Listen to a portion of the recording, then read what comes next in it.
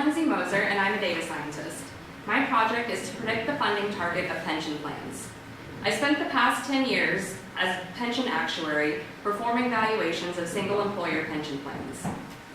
A pension plan is a way for an employer to provide income to its employees once they retire. Once an employer decides to host such a plan, they're required to report to various government entities an estimate or evaluation of how much money they think they'll need to provide these benefits. Turns out valuations are quite costly and time-consuming to produce and rely on private employee information. My challenge then was to estimate the funding target of pension plans using only publicly available information, foregoing the valuation process entirely. Fortunately for me, the data contained within these filings is hosted by the Department of Labor's website and available for public use. I downloaded this data and stored it in a Postgres database for my model to access. Once I had the data compiled, my plan was to use the prior year information in order to predict the current year funding target. I planned to do so using a linear regression, and I applied domain knowledge to choose which features I thought would most inform my model. I actually also applied some interaction terms where I thought they would be appropriate as well.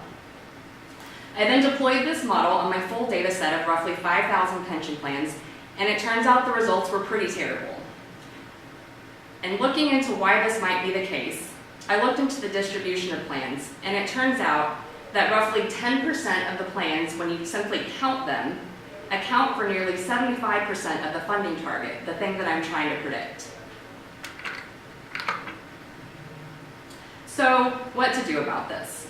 I thought a good way to handle this might be to partition my data, and doing so by participant count might make the most sense. So I did so and created partitions of my data by participant count, creating 10 buckets ranging from fewer than 300 participants in my smallest plans to upwards of over 100,000 participants in my very largest plans. I then redeployed my model on this partition data and got some pretty good results for the smaller plans. However, for their larger plans, those with 2,500 and more participants, the model was still performing pretty badly. I thought about why this might be the case and decided that some of the underlying assumptions for an ordinary least squares regression may not actually make sense in this domain. So I made a modification to use a weighted least squares approach, redeployed the model on this data, and got considerably better results, especially in the areas where I was targeting those larger plans.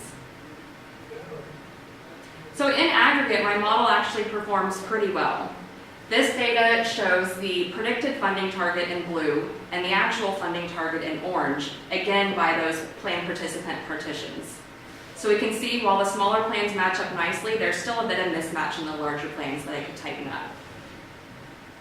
My next steps would be to continue to investigate the large deviations and improve my model results, and also explore alternative ways to partition my data. And finally, I'd like to deploy this model on new data that will soon become available on the DOL website. If you'd like to follow my progress on GitHub or have any questions, please feel free to contact me. And thanks for listening.